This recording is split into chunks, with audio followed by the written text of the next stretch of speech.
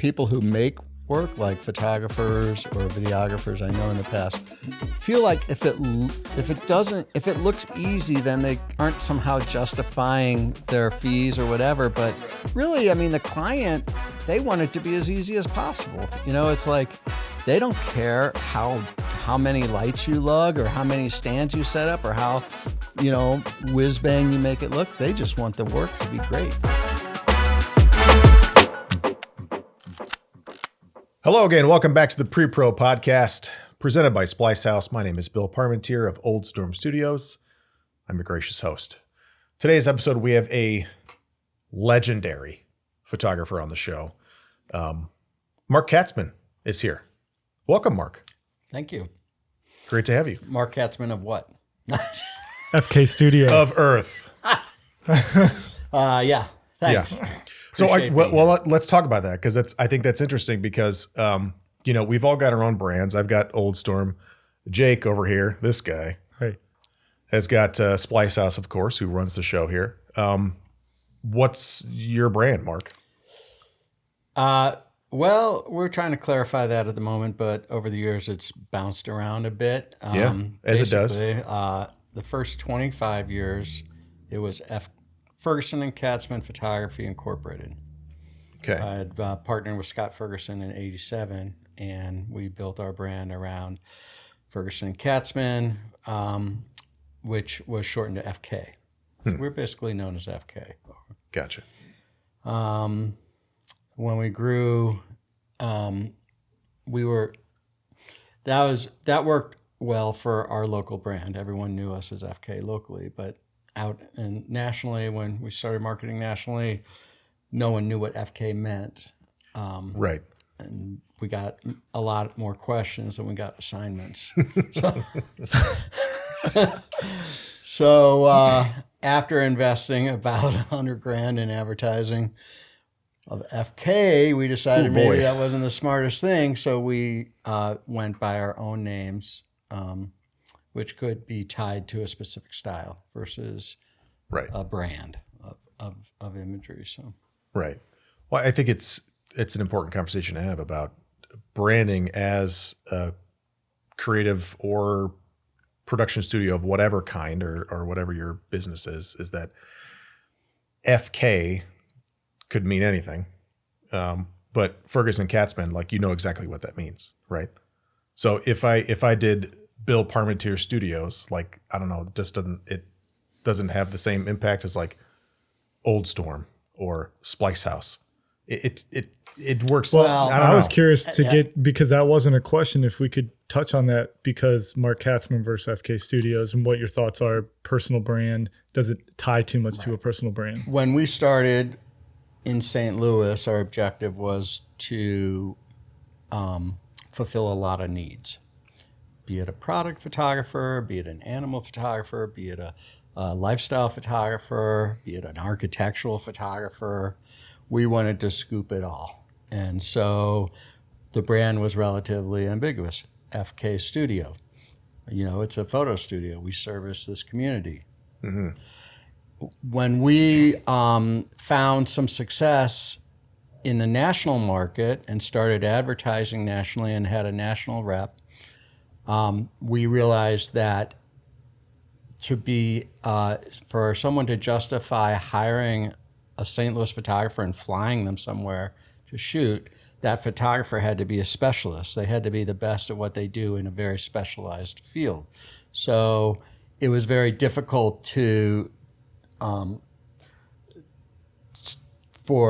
convince people that, you know, a brand, FK Studio, a catch-all name that could do anything, could also be a specialist. So what we did is we defined our own style, which I call our own singular vision, what we do better than anyone else that can do, because it's based on our own personality and our own ability to see. So Scott Ferguson and I each defined our own individual brand based on our style. My style was lifestyle, timeless classic lifestyle. And so we built, advertising campaigns for our own brands based on our own style, starting to become more of a sniper approach than the shotgun approach we had in St. Louis.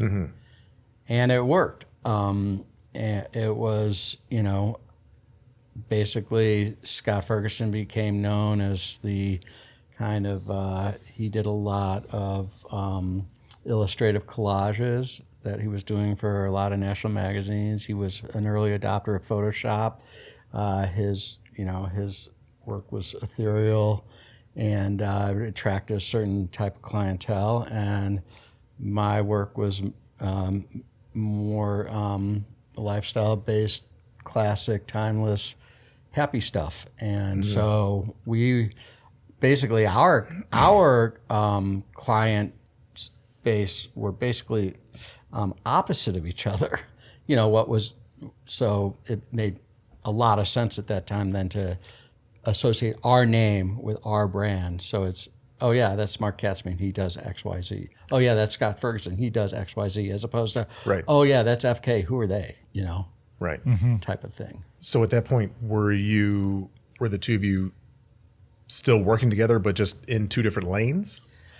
Correct. So Okay. all of our marketing diverged from, we used to market together, which was, of course, very economically efficient. Sure. We could do one, back then in those days, we had to do direct mail pieces and we had to do physical portfolios, and we advertised in source books. This was before email or anything. And so, but I think the same still holds true today. So we were able to market together. Once we started marketing individually, then we were doing our own branding, essentially. So I basically dropped the FK name and went to Mark Katzman.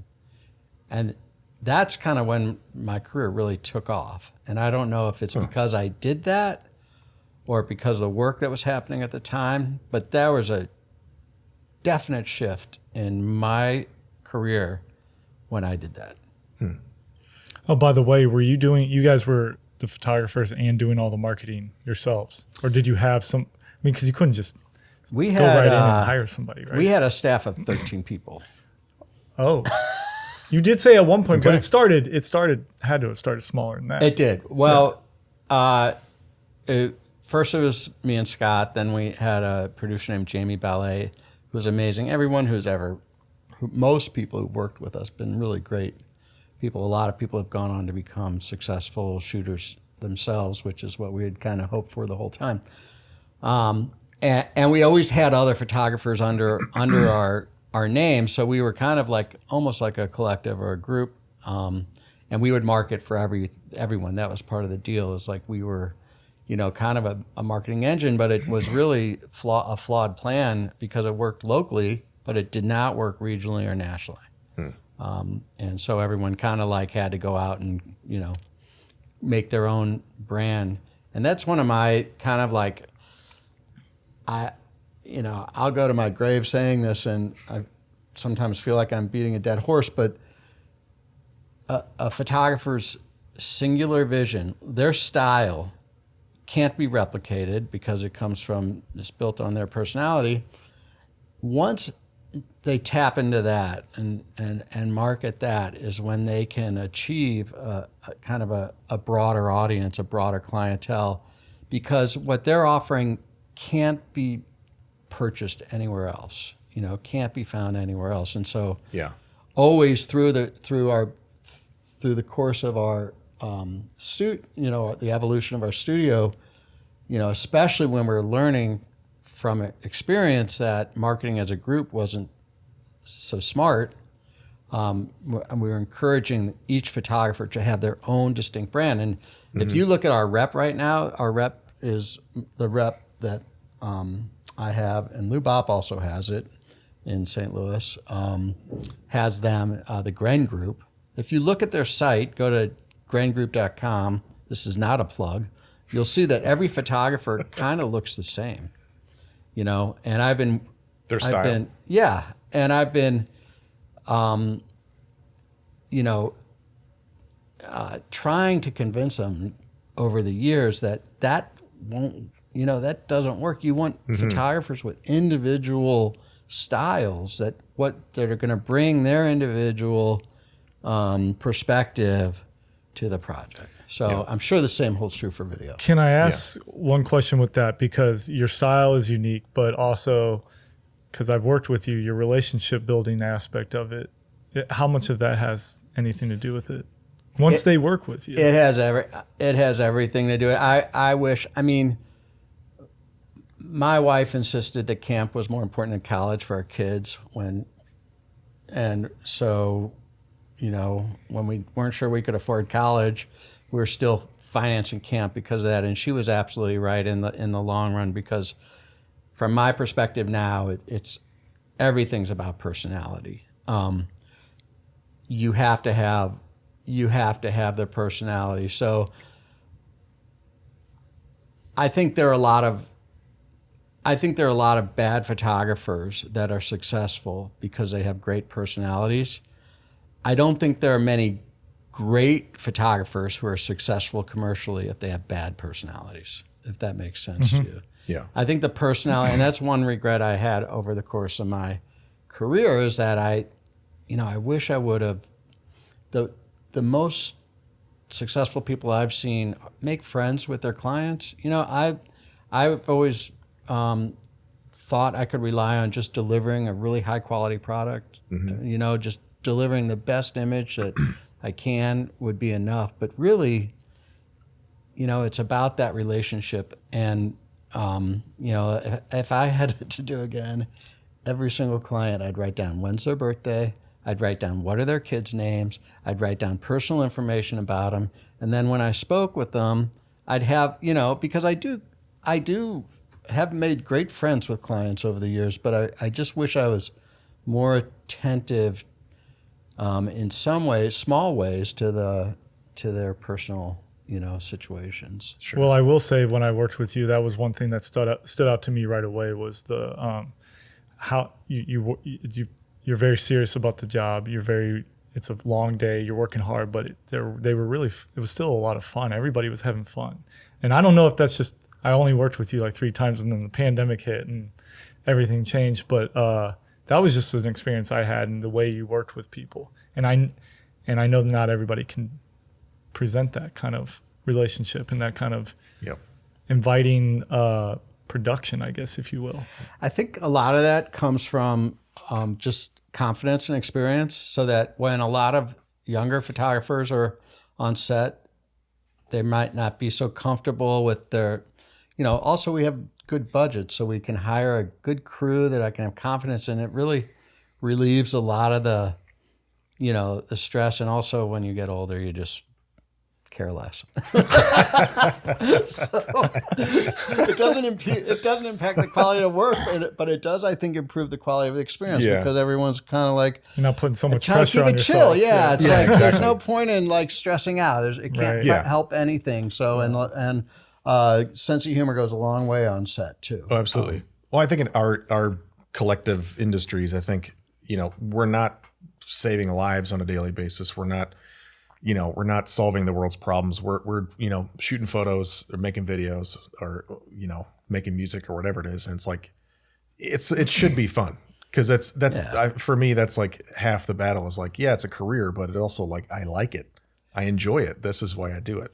Right. And some people who make work, like photographers or videographers, I know in the past, feel like if it looks easy, then they aren't somehow justifying their fees or whatever. But really, the client, they want it to be as easy as possible. It's like they don't care how many lights you lug or how many stands you set up or how, whiz bang you make it look. They just want the work to be great because, and so I try to keep it, pretty.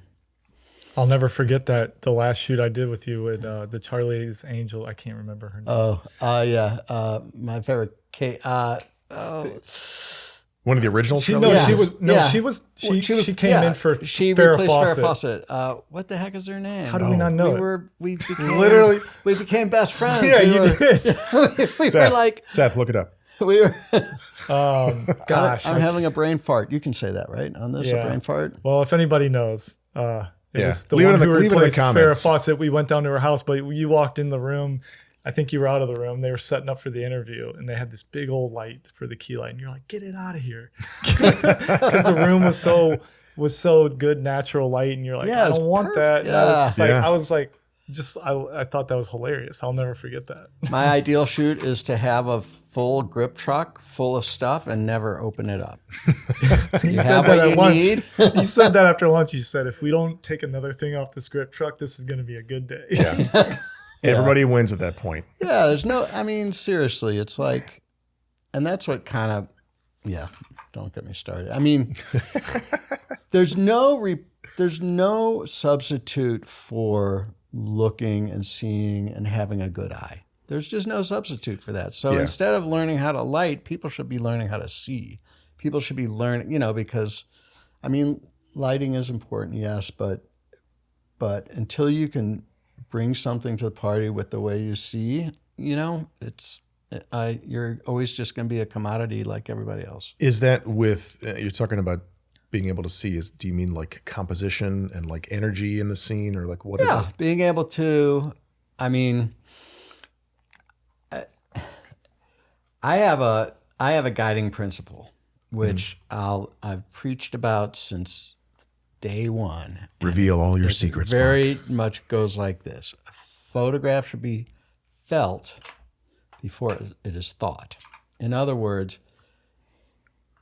a photograph or a video or a piece of music or a painting or a sculpture elicits an emotional reaction. Yeah. But that's perceptual. It's a reaction that happens before you ever have a chance to think about it. It's a feeling.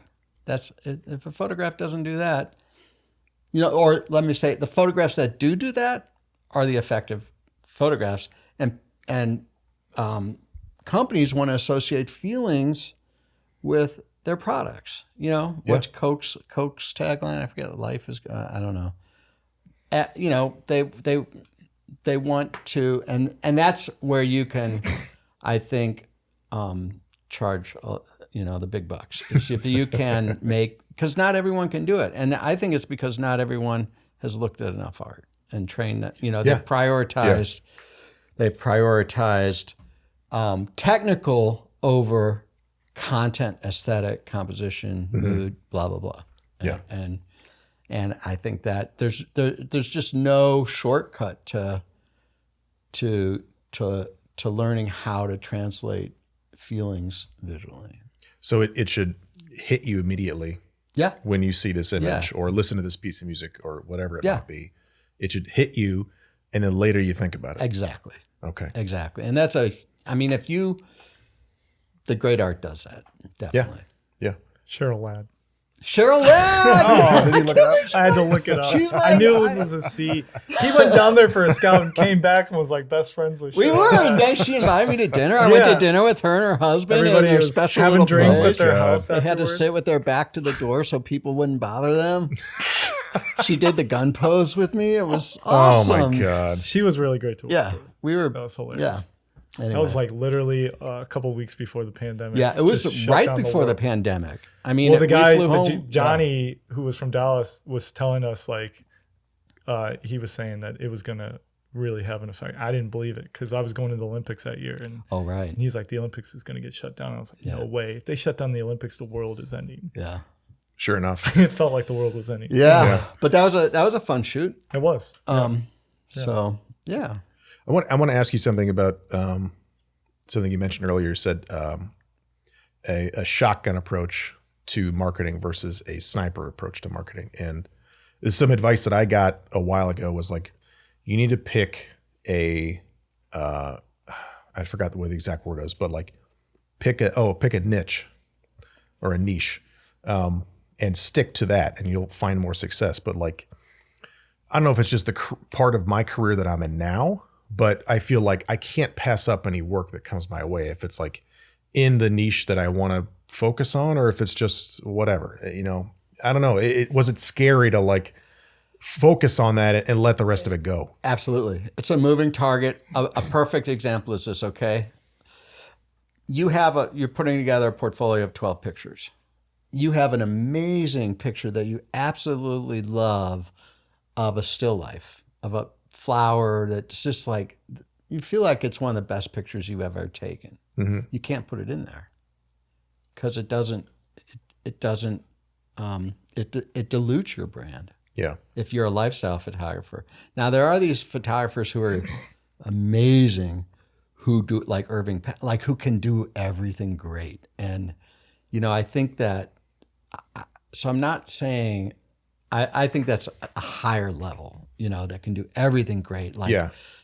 Albert Watson, these guys who just like, or women, who can, whatever they're pointing their camera at, be it a still life, be it a lifestyle, be it I think there are some who can, but typically that's not, basically in this world, I don't think day and age with how competitive it is, I don't think you can dilute your brand. And if you go to a rep, they're going to say, we need you to be fit this niche. Yeah. Like you were saying earlier, like the rep you have or had, everybody there was kind of the same.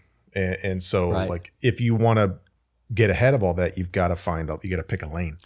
Well, and their approach I found really interesting back in the day when I signed with them, because they were doing only, most reps had a still life shooter, had a lifestyle shooter, had a sports shooter, had a fashion shooter, blah, blah, blah.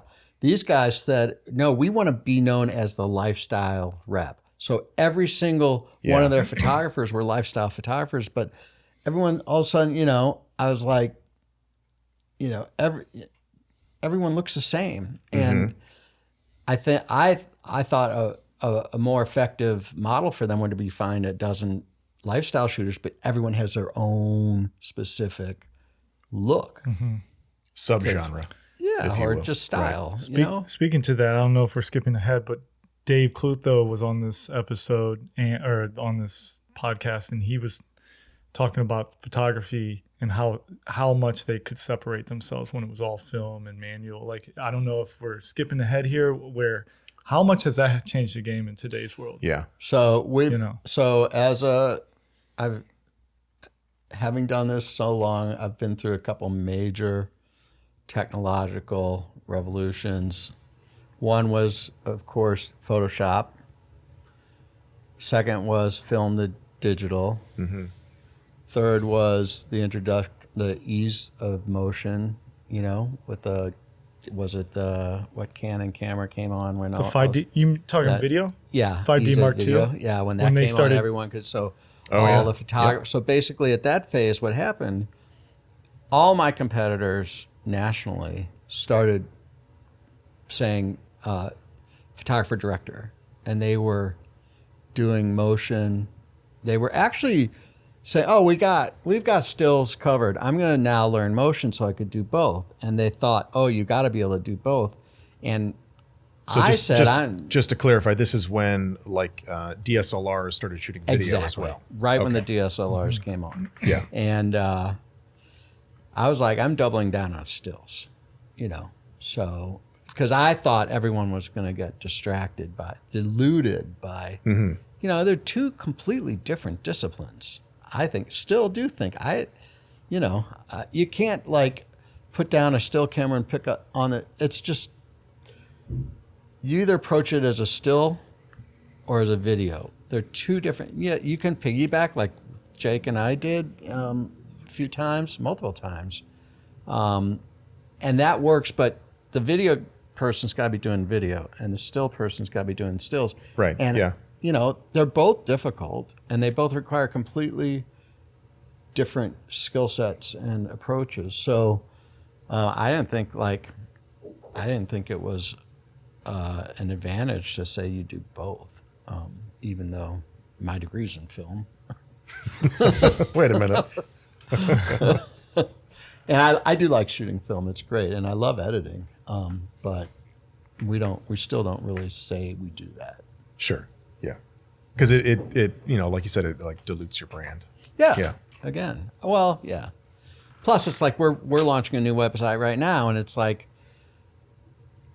how much do are you?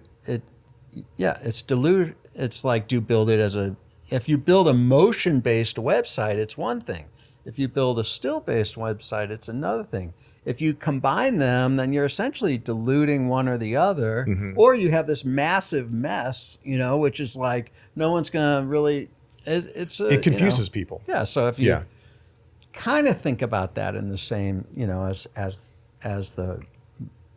the one person photographer themselves. I mean, I got to give Brute and Strobe a ton of credit. They're killing it. They're doing well. They've always been, they can do visionaries, both of them. and I think and it's great what they're doing. Well, they and did something interesting too, because they were always photography, and then they had a group come in that wanted to do video, and then they kind of separated those. So it's different teams. Right. And they've even separated their post-production from their production, from what I understand. Right, but they Outpost. seeded it all. Like, they're very smart. And Greg Strobe, John Brute, and those guys, Tom Stringer, they were pretty smart in growing the business as opposed to just growing their own personal, visual brand, And Yeah. but I'm actually, during the pandemic, I was kind of glad I didn't have 30 employees. Yeah, true. I've worked with Brute and Strobe quite a few times. Like, as I'm an actor too, so mainly in front of the camera with them. So I've worked one of their photographers, Brandon, also directed me in videos too. So he's done it both. Yeah, he does. They do both. I mean, it can be done. It's difficult, but most of my competitors do both. yeah, I mean, and I have. Yeah, I mean it. you shouldn't feel like you have to though. Well, it's just I just want to make it clear that it's two different objectives. Totally. Like, to get us, it's Yeah. just different objectives, and I like, if I'm doing it, I want to either be doing kind of one or the other, and hire someone talented like Jake or whoever to do the one I'm not doing. Jake's talented. Well, All right. he has potential. Yeah, he'll get there. You'll get there, kid. Don't worry. Well, so that's the motion side of your website isn't what you're marketing. It's just because it is on your website, and it's like a subset. Hey, we can bring in somebody over here to just shoot alongside the stills.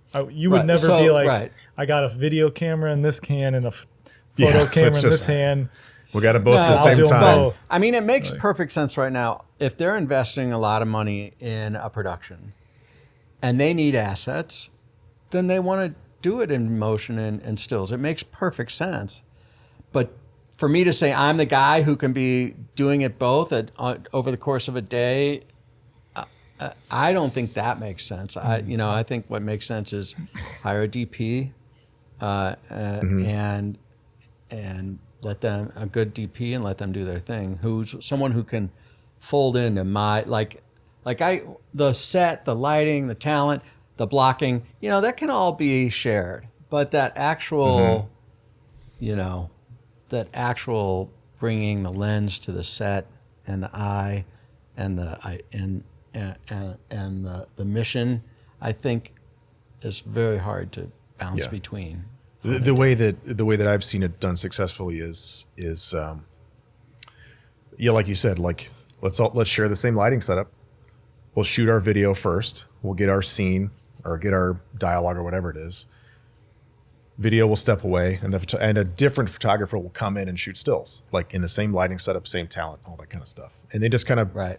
hopscotch. Well, what's critical in that situation, what I always almost demand, is that the bond between the photographer and the cinematographer is stronger than the bond between the cinematographer and the client and the photographer and the client. It can't be a triangle, because the cinematographer and the photographer have to work so closely to partnering to make that happen smoothly, because they have to have each other's backs. And if they're competing with each other for the client's attention, then it has potential to be a nightmare. Right. So, And you've experienced that with video and photography, where you were only in control of the video or photo and somebody else was Yeah. in control, and then that was just causing but yet issues. they're right? they're basically paying as much for each, and each is important. But because video has, it looks harder because it has more stuff, like a dolly, for example, or a boom or something. It is way cooler, I think. Well, it's the way things are going, I think, but maybe temporarily, but there seems to be a lot of demand for video, more than stills. And so you mentioned earlier that you have been a part of a few sort of revolutionary changes in the industry, and I think one that is happening now is AI. And so we're, I had a photo shoot here in the studio with John Fideli a little while ago. He shot some product photos for us, and we used some virtual backgrounds for that. And we couldn't find exactly what we wanted, so we created some in AI, and they worked out really great. Yep. And it's kind of weird to like have that work out, and like there's a part of me that doesn't want to do that, but like it got us what we needed. And so where do you sort of lie with like AI generated images, or even like in Photoshop now you can do this sort of AI generative fill. I've been using it. It's fabulous to fix things that needed fixing. It's another tool for everyone. Sure. I think it gets a little weird when I was over the pandemic. I was experimenting with, I don't know what they actually call it, but when we were photographing a model for, say, a catalog, we were just helping this AI company, and then they could make the model any gender or race or age. So, for example, you have this was a lingerie company, and they have they market all over the world. So they could shoot one non-professional model and turn it into any demographic they wanted to, and it was mind-blowing. That seems I didn't crazy. It was mind-blowing, and some people loved it, and actually. some people got very spooked by it. Yeah, absolutely. So, but if you apply that to these companies, like one of my main clients right now is FedEx, and when I mentioned it to them, they thought it was really great. I mean, think about FedEx. They have, they're worldwide. Yeah. And we travel the world and shoot for them, which is wonderful. And I don't want to jeopardize that at all, but which I don't think I ever. You shouldn't have said anything then. But don't worry, they won't be listening unless FedEx wants to sponsor this. Sponsored by FedEx. But if they can take some of their images and make them work in China and in the South America and doesn't it seem like, I don't know, it seems just sort of, I realized AI is a tool, but it seems kind of disingenuous to like shoot one person, delivering a box and then going in the computer and completely changing who that person is for different markets. There's some things happening too with Photoshop and the generative AI, I guess, because if you're submitting to that, I don't know if you know that, if you put one of your images that you shoot for FedEx, now if you read the fine print, they own the rights to that, and that could be used in other generative AI, or Adobe Stock or any of that. I mean, eventually it's all going to be scraped, and the train has left the station. However that saying goes, the genie's out of the bottle. I mean, it's happening, and it's basically the casualty of all of it is truth. Truth is over. It really is. I mean, now I'm seeing some good AI video stuff too. I mean, it's like, the deep fakes have always been kind of good, but I mean, the NVIDIA eye tracking. Have you seen that? What's that? Where they came up with a software. I'm looking at you, but they could manipulate my eyes to look at the camera the whole time. Really? Yeah, and it's really good. It's weird. So weird. The eyes are the trickiest. If I'm talking to this camera and I'm darting away, it'll just keep it on and go look it up. Wow. It's crazy. That came out last year. Yeah, it's.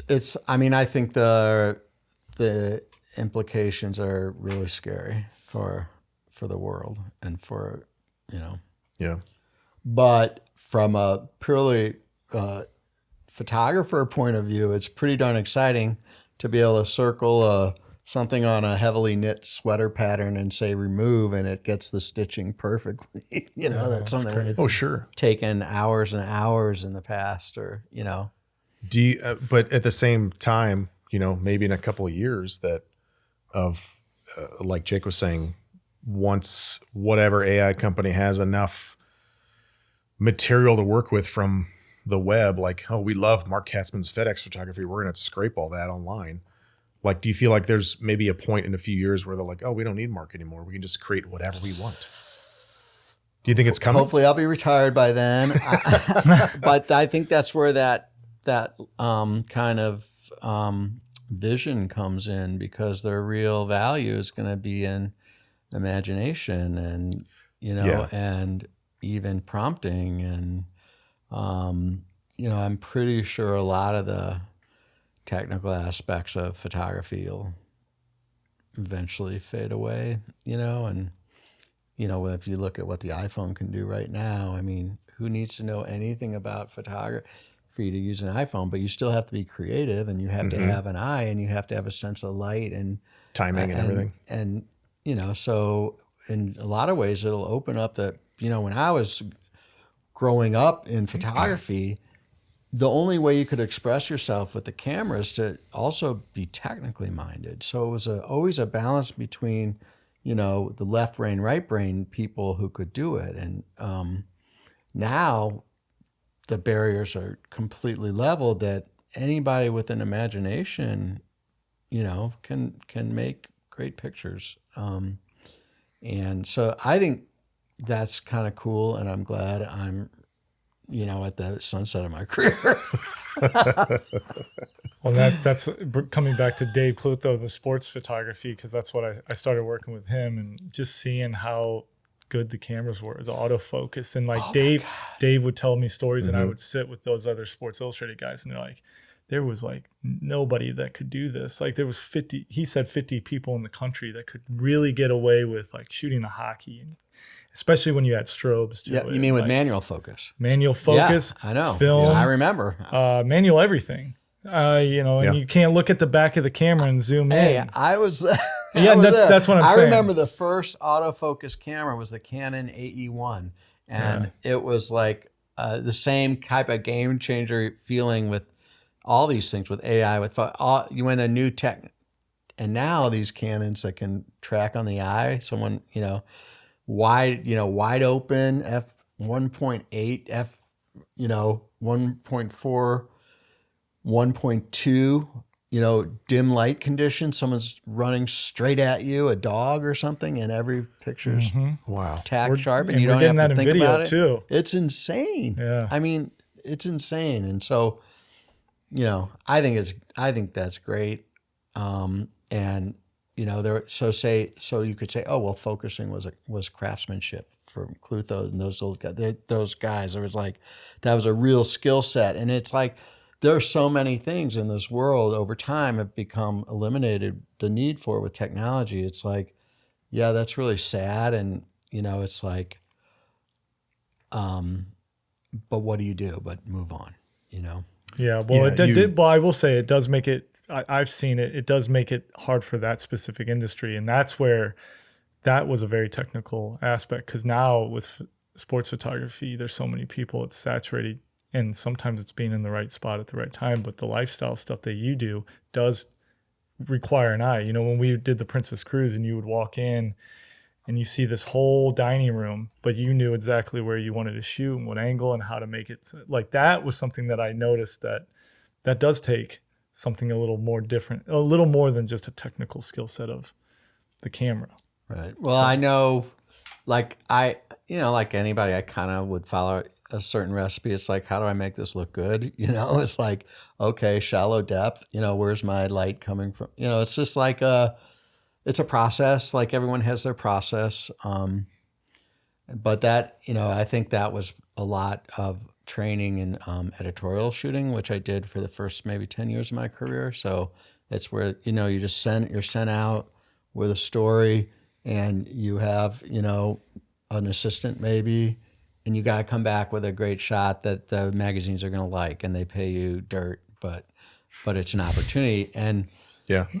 Doing that over and over and over and over again trained me to just go into any situation and make it look good. You know, that's like the trick we all have to play is how do you make it look good?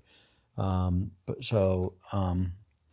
know, that, you know, if having that kind of rigorous kind of like ongoing training or practice is, you know, I think that's a tricky thing to, you know, everyone's got to pay their dues, you know, by just their 10,000 hours or whatever you call it. You know, there's this kid named Dusty Kessler. Do you know Dusty Kessler? Mm-mm. Should look him up. Dusty Kessler. I was at a bar mitzvah of all things, and there was this little 13-year-old kid running around with a camera, taking pictures. I think it was a nephew of the guy who's whatever related to the family. Anyway, I've like pulled him aside. I'm like, "You're really into this," and he's like, "Yeah." And so yeah, come down to the studio. And so he'd been hanging out at the studio, and he's just really like, just taking pictures. And, you know, he's become a successful photographer. He came by and saw me last week. And it's like, he's killing it. How old is he now? I don't think he's 30 yet. He's probably 26 Oh, you or met 7. him back when he was 13, so this was a long time Yeah. ago. Okay. Yeah. But he's really, Yeah, come he's a long been way. he's been hitting it hard, and he's paid his dues. He's, you know, and now he's really good. And that didn't come from just having good taste. It came from him taking picture after picture after picture after picture. And I think it's that work ethic that some people are not willing to put in these days, you know, because the technology does make it pretty easy to make a good picture every now and then. So you lose that, you know, looking, which is what it takes to build the rapport with the gear, with your vision to be able to, you know, kind of execute it. Do you feel like that's so the discipline that is, you know, more prevalent for, I don't know, like your generation, for example, it's, do you feel like it's missing, it's going to be missing in a few years? Like, cause you don't have to work. I think it's going to hard. change, you know, I think it's going to change. I think like now, for example, like influencers are hitting it hard in a wholly different way, you know, they're, you know, and I'm not going to pass judgment on what they're doing. I particularly am not fond of it. I think it lacks craftsmanship. So I guess I am passing judgment. Yeah, I think you just did actually. but some of them are really, really committed, and they do that. So I think it's just going to change, you know. And I think photography is ending. You know, photography as we know it is basically, you know, I'm pretty deeply interested in the history of photography, and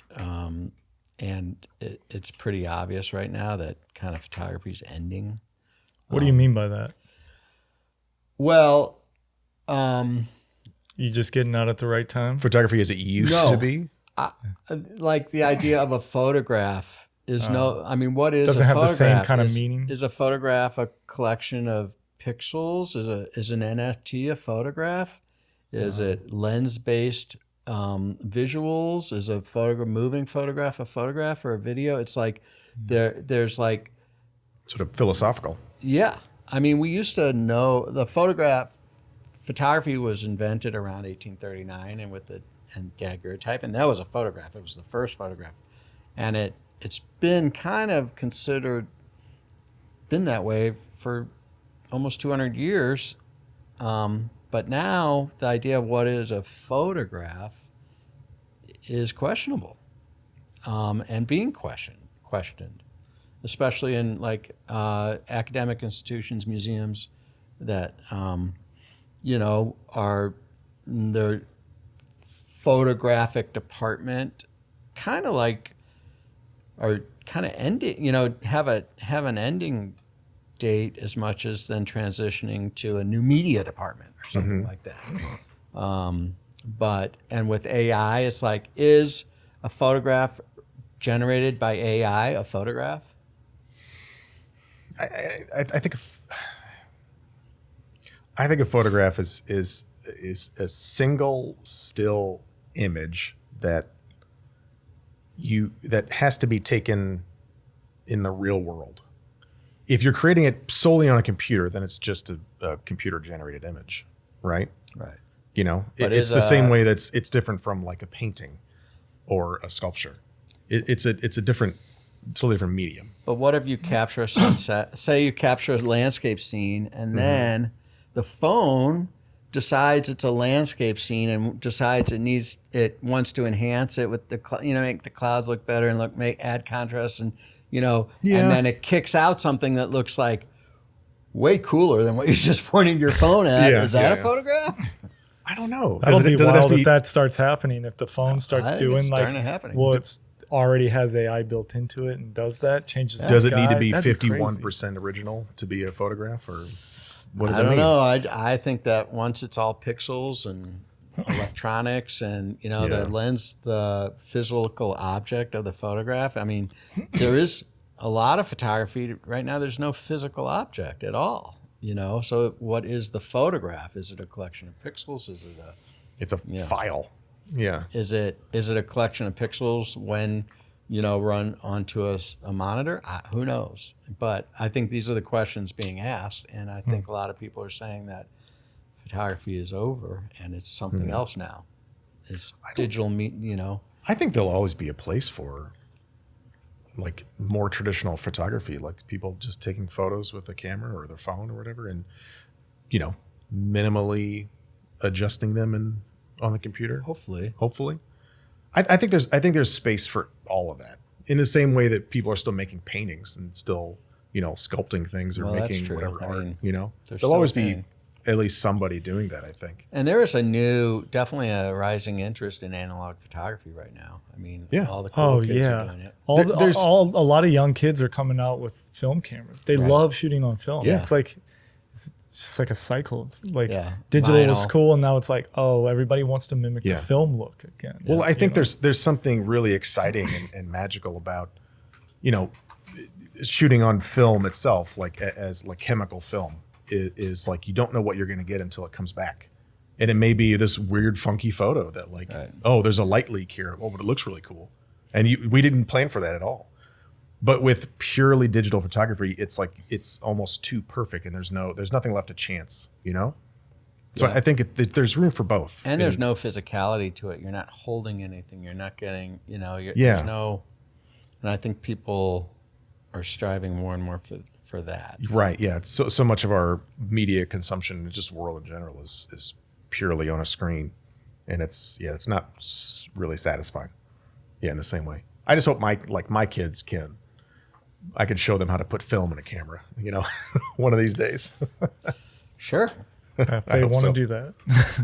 Or a record on a record player. Oh yeah. We've got the record player at home. They like listening to records. I think it's cool. Or a dial phone. Oh, I don't know if they'll ever know how to work that thing. Man, no, they may never. You would get to the last number and you would mess it up and have to start. Yeah. Oh no! Okay, hang on. I hated that. Yeah. Tell me. Let's see what time. Yeah, I was gonna say I know we're getting late on time, but there's some interesting things because you've traveled the world probably more places than anybody that's been on this podcast. So I really want to talk a little bit about. Yeah. So I like to feel like I'm a great traveler, but I'm really not. So I want to live vicariously through you. So give me a story about traveling around the world that was something that stands out that's either wild or crazy or just really cool. Well, I've definitely been to places and but there are a couple things that have happened, on the road, which have been eye-opening. One thing, and I just thought, it must have made a huge impression on me because it just came to my mind when you asked me that question, is Scott Ferguson and I were on assignment. Actually, we had been hired by Monsanto to photograph their farming operations. They're helping farmers in China and in Indonesia. and we had scheduled this whole trip. And China at the last minute said, we don't want photographers coming in our country. So Monsanto was like, oh, just go ahead. And anyway, figure out a place to go, do whatever you want. So we went and did the Indonesia part of it, and then we added Bali. As a, my dad's a photographer, and I asked him, hey, if you could go anywhere you wanted, where would you go to take pictures? And he said, oh, Bali. Bali's super cool. Yeah. Back then it was. I think it's really popular now. Yeah, I mean, I guess we'll settle for Bali. We can go there. But anyway, so we did go to Bali, and we were driving by a family that was having ceremonial cremation.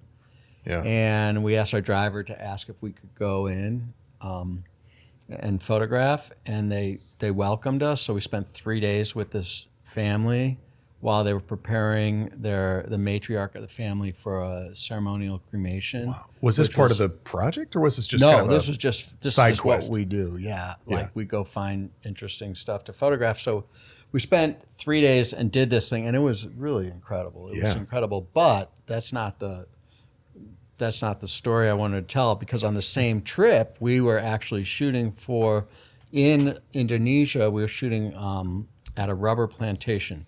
So basically, for a rubber plantation, they have to plant the trees really wide apart, because when they grow to be mature, they need room for their canopy and everything like that. So Monsanto's brilliant idea was, while the trees are maturing, they would plant corn in between the trees. And so we went to photograph that operation for them. Yeah. Which was cool. It was in the middle of nowhere in Indonesia, outside this big city called Palembang, that no one goes to unless you live there, whatever. Right. But it was a big city. So anyway, we were driving back from this plantation, and we saw a wedding ceremony in a small village. And like we like to do, we asked the driver, can we stop and photograph? And he stopped and he asked, and they, of course, were very welcoming. Everyone's really nice. It was a teeny little village, and the whole village participated in the wedding. It was a big deal, and it was like right kind of in the middle of everything. And this village was on the road, and a kid had wandered into the road, and a car came by and hit the kid. Oh, a kid was hit by a car. Jeez. And everyone went quiet, and they picked up the kid. They flagged down the next car, picked up the kid, put him in the next car. Car sped off, and the wedding picked back up like nothing had happened. It was incredible. Did the kid die? Oh, God. We don't know what happened. Oh, you don't know. You don't. He was just like, he was just gone. This was a small kid, like he got 5, hit 7. hard? Yeah, he was out. He was out. Oh, no. Jeez. But the point is that, where things are so fragile and perfect and protected for us, like, it just made me realize, I think tragedy happens all the time over there, and it's less of a, their lives are so different that, they can have a child at a wedding hit by a car, and that 5 minutes later it's as if nothing had happened. And I'm not saying that to be critical of that. I'm saying that to be sympathetic with them, that so much happens in their lives that's challenging and difficult, that something like that wasn't enough to damper the celebration of this wedding was a real powerful lesson, about the privilege we have, and also the differences in cultures. But that was a pretty incredible experience. But we've had, Paul Nordman and I worked on this great project in India where we went to all these, we had access to all these really deep, remote villages that we were photographing for an environmental NGO and a book about global poverty. And that was really eye-opening. So I guess I would say the farther away I got from our way of life, the more enchanting the trip was. But we, with Princess, we went all over the world, and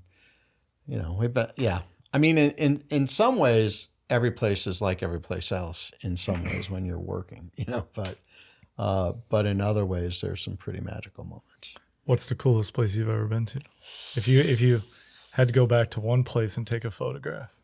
The coolest place to photograph? Yeah, I guess let's do that. Yeah. I love Lofoten.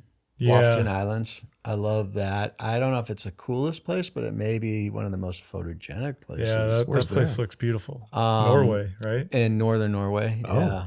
Yeah, because a lot of your drone stuff was from there. Yeah, Didn't you lose a drone in the sea? Though? I did lose a drone in the ocean there. There's probably some good footage on that. Sacrificed. A guy found it he did. He found it wow. 6 months later. It was covered in barnacles and stuff. Did you get the that's footage awesome. back? The photos? I asked him for the card. No, I like it. I mean, I honestly, I don't know if there's any place better than the Southwest, Southern Utah in the U.S. I mean, Utah, I always say is the most underrated state. it's incredible. I Yeah, just went it's out beautiful. there to Canyonlands in a remote campground, had it all to ourselves. It felt like I had, 1,000 square miles of Canyonlands to myself. It was incredible. Seems like so many people want to avoid Utah, but it's like absolutely beautiful. It's Yeah, the it's most beautiful amazing. land on earth. Yeah. The other Yeah, place, whole the area. other thing we did, I don't know, were you on the Russia thing? I only did Princess Cruise Lines. Okay, well, Yeah. Princess went to Russia, so Yeah, well, I meant the Mediterranean one. we went. Princess Cruise Line. We'd stop, as you know, in each port. We had this great system, which we'd call it going rogue, where we'd get off the ship as tourists and go create, a body of work on the destination location without permitting and without permissions and without, we just kind of it was very productive. We killed it that Guerrilla way. style. It was Yeah, fun. and That it was a riot. And we got some great stuff. Anyway, we're in Russia, which is a little more sensitive in Russia. Just a little bit. But we did this tour and this thing. We were in St. Petersburg, and outside of St. Petersburg, there was a place called Catherine's Palace. And we did this tour in Catherine's Palace, and it ended in this ballroom where they did a concert. And so we took this tour, and we were I had one model as my wife, and the videographer had another model as his wife. And so we were shooting, we were pretending we were taking pictures of each other, but we were That's and hilarious. so, but we sat down at the end, we sat down for this concert in the most beautiful room I'd ever seen. And the sun was setting and lighting it up, and it was glowing. And there was this 5-piece orchestra playing instruments that were from the period. Yeah. And the room was designed for the sound. And it was we happened to have a guy with us that was a sound design engineer for Disney. And he was in the room. And when he was done, he said it was the most beautiful thing you'd ever heard. And it was some about everything coming together in that space with that music and the feeling of time traveling. I really felt like this is what it was like 200 years ago. I could really it was and I was very grateful for my job that night. Oh, yeah. So yeah. That's really cool. But there are tons of stories, a lot of bad ones too. Factories over all night long in factories, lead smelting, plants where, deep down, overnight down a mile underground at a long wall of a coal mine. We had to train to go down there, and then we had to stay up overnight in Kentucky, went down there. Couldn't make a spark because everything would explode, but it's pitch black, so we had to use lights and had to get these special lights, and we get all down there, and they're and then they run the machine, and it creates so much dust. You can't see your hand in front of your face, much less photograph it. You know, so Oh my God. you come up totally black faced, black arm, all your clothes just from the dust. I mean, there's jobs like that too. Oh gosh. Well, Mark Katzman, I want to thank you from our friends at SPLYCEHOUSE and for me too. I really appreciate you coming out and sharing your story with us. It sounds like there's a lot more to learn from you. So if you'll come back sometime. Where do you want all our millions of viewers to go check you out? Is it markkatzman.com? I would start at, well, when's this starting? When's this coming out? Tonight. Oh, No, really? I'm just kidding. Probably, I don't know. I would start at month? fkstudio.com. I went there the other day and it took me to Mark Katzman. Right, but we're Studio. about to launch the Okay. new site. Okay. So it'll just take you where you need to go. fkstudio.com, markkatzman.com, or if you really want to learn, photogravure.com is my passion project. Can you say that or spell that? Or- photogravure.com. Okay. What does that mean? That's the area of history of photography I'm studying. Oh, Like okay. that I'm very deeply involved with, Cool. All right. which balances, complements nicely the commercial side. Right. Well, yeah, you got to do like one for them, one for you. Yeah. Sort of thing. Yeah. I get that. Well, By cool. the way, I'll say the one last thing. I was working with a photographer out of Orlando, and I was doing video next to him doing stills, and he's like, "Have you ever done this before?" And I said, "Yeah, I've done it with Mark Katzman." He's like, "Oh, you've worked with Mark Katzman?" So he knew who you were. Just wanted to throw that out there. So Thanks. So go check out Mark Katzman's work at fkstudio.com. Thanks, guys. Appreciate the invite, and Thank you, Mark. hope I didn't bore you guys to death. No, not to Not death. at all. Not to death. All right. All right. Well, thanks for listening. Thanks for watching, everybody. We'll see you next time. Check out Mark, fkstudios.com, fkstudio.com. fkstudio.com. Okay. And markkatzman.com, of course. So thank you. We'll see you next time. Peace out.